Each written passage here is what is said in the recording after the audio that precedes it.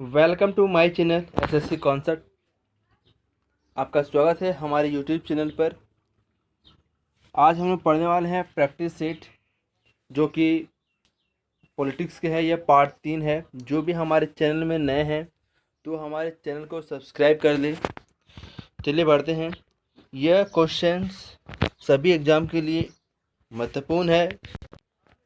यह क्वेश्चन सभी एग्ज़ाम के लिए महत्वपूर्ण है, चाहे वो एसएससी हो, बीपीएससी हो, ग्रुप डी हो, एनटीपीसी हो, एसआई हो, यूपीएससी हो। सभी एग्ज़ाम के लिए ये क्वेश्चन बहुत ही इम्पोर्टेंट है। तो प्लीज़ वीडियो को पूरा देखें, और इसकी जो पीडीएफ है वो आपको डिस्क्रिप्शन में मिल जाएगी। और जो भी चैनल में नए हैं वो चैनल को सब्सक्राइब कर दीजिए और बेल आइकन को प्रेस कर दीजिए। प्लस लाइक कमेंट जरूर कीजिए, शेयर भी जरूर कीजिए। चलिए बढ़ते हैं आज की प्रश्नों की तरफ। आज का प्रश्न है, सार्वजनिक लेखा समिति अपनी व्याख्या प्रस्तुत करती है। सार्वजनिक लेखा समिति अपनी व्याख्या प्रस्तुत करती है। किसे किसे प्रस्तुत करती है? सांसद को। Option A. किसे? सांसद। निम्नलिखित में से किस समिति में राज्यसभा का प्रतिनिधित्व नहीं होता है? निम्नलिखित में से किस समिति में राज्यसभा का प्रतिनिधित्व नहीं होता है? किसमें नहीं होता है? ऑप्शन सी, आकलन समिति। आकलन समिति में जो है वो राज्यसभा में प्रतिनिधित्व नहीं करता है। चलिए नेक्स्ट क्वेश्चन। प्राक्कलन समिति के सदस्यों का कार्यकाल होता है। प्राक्कलन समिति के सदस्यों का कार्यकाल होता है कितने वर्षों तक का इसका कार्यकाल होता है? 1 वर्षों तक। जी हाँ, option B is right answer. Bharat सरकार ने वन संरक्षण अधिनियम किस वर्ष में अधिनियमित किया? भारत सरकार ने वन संरक्षण अधिनियम किस वर्ष में अधिनियमित किया? किस वर्ष में अधिनियमित किया? 1980। Option B 1980 right answer. 1980 ईस्वी में। चलिए बढ़ते हैं नेक्स्ट क्वेश्चन की तरफ। सूचना का अधिकार नियमित पारित हुआ। सूचना का अधिकार जो है वो कब पारित हुआ? 2005 में। Option C. Option C is the right answer. संसद की सूचना अधिकारी को भारत के राष्ट्रपति की स्वीकृति प्राप्त हुई। संसद की सूचना अधिकारी को संसद के सूचना अधिकारी को भारत को राष्ट्रपति की स्वीकृति प्राप्त हुई। इसका आंसर क्या है?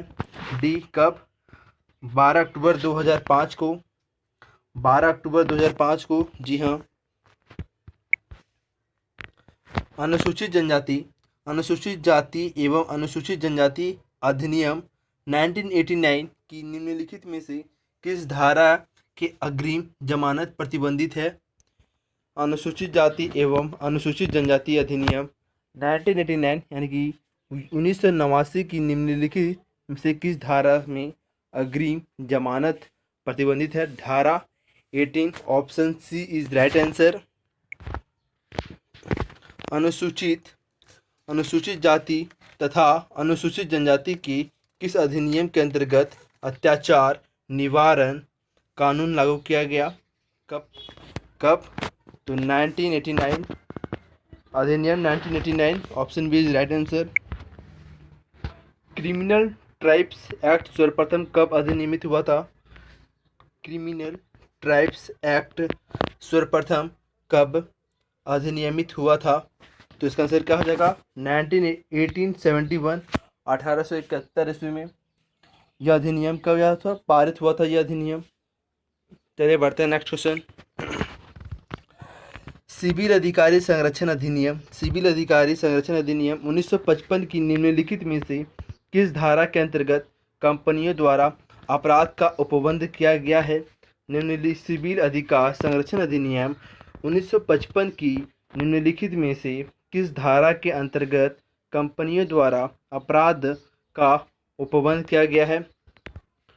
कब किया गया है? सिविल अधिकार संरक्षण अधिनियम कब किया गया है बताइए? धारा 14। Option C is right answer. धारा आर्टिकल 14 के तहत। ठीक है, चलिए बढ़ते हैं नेक्स्ट क्वेश्चन। सिविल अधिकारी संरक्षण अधिनियम 1955 के अंतर्गत कंपनियों द्वारा अपराध किए जाने की दशा में कौन उत्तरदायी होता है? कौन उत्तरदायी होता है? सिविल अधिकारी संरक्षण अधिनियम 1955 के अंतर्गत कंपनियों द्वारा अपराध किए जाने की दशा में कौन उत्तरदायी होता है? निर्देशक या प्रबंधक या सचिव या ऑल ऑफ दिस? इसका आंसर क्या है? Option D is right answer, उपयुक्त सभी। चलिए बढ़ते हैं नेक्स्ट क्वेश्चन की तरफ। किस वर्ष में खाद्य मिलावट अधिनियम प्रथम बार लागू किया गया था? किस वर्ष में खाद्य मिलावट अधिनियम प्रथम बार लागू किया गया था? कब किया गया था? 1954 में। Option B is right answer, 1954 ईस्वी में यह लागू किया गया था पहली बार। वह कौन राष्ट्रवादी नेता था जो 1925 के केंद्रीय विधान सभा का अध्यक्ष यानी कि स्पीकर चुना गया? वह कौन राष्ट्रपति नेता था? वह कौन सा राष्ट्रवादी नेता था जो 1925 में केंद्रीय विधानसभा का अध्यक्ष स्पीकर चुना गया? कौन था? विट्ठल भाई पटेल। कौन था? Option B is right answer, Vitthal Bhai Patel. ये कौन थे? ये सरदार वल्लभ भाई के बड़े भाई थे। ये कौन थे? सरदार वल्लभ भाई के बड़े भाई थे। चलिए बढ़ते हैं नेक्स्ट क्वेश्चन। भारतीय संसद का सचिवालय, भारतीय संसद का सचिवालय किसके अंतर्गत है? भारतीय संसद का सचिवालय किसके अंतर्गत है? यह सरकार से स्वतंत्र है। ठीक है, यह सरकार से स्वतंत्र है। इसके बारे में कहाँ कहा गया है? इसके बारे में आर्टिकल कहाँ कहा गया है? आर्टिकल 98 में कहा गया है इसके बारे में। चलिए आगे बढ़ते हैं नेक्स्ट क्वेश्चन। ध्यानचंद्र सूचना के प्रावधान में ने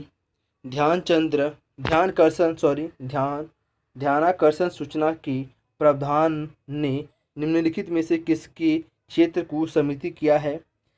किसके क्षेत्र को? चलिए स्थगन प्रस्ताव, option C is right answer, स्थगन प्रस्ताव। रेलवे अंचलों के लिए संसद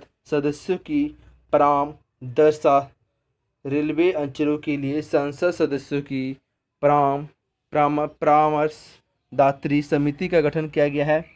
किसमें किया गया है? रेलवे अंचलों के लिए तो संसदीय कार्य मंत्रालय द्वारा। किसके द्वारा? संसदीय कार्य मंत्रालय द्वारा। Option C is right answer. Parliament द्वारा वर्ष 1989 में निम्नलिखित कानून के अनुसार एक नागरिक के वयस्क होने की कानूनी आय है। पार्लियामेंट द्वारा वर्ष 1989 में निर्मित कानून के अनुसार एक नागरिक के वयस्क होने की कानूनी आय है। तो कानूनी आय है, इसका आंसर क्या हो जाएगा? 18 वर्ष।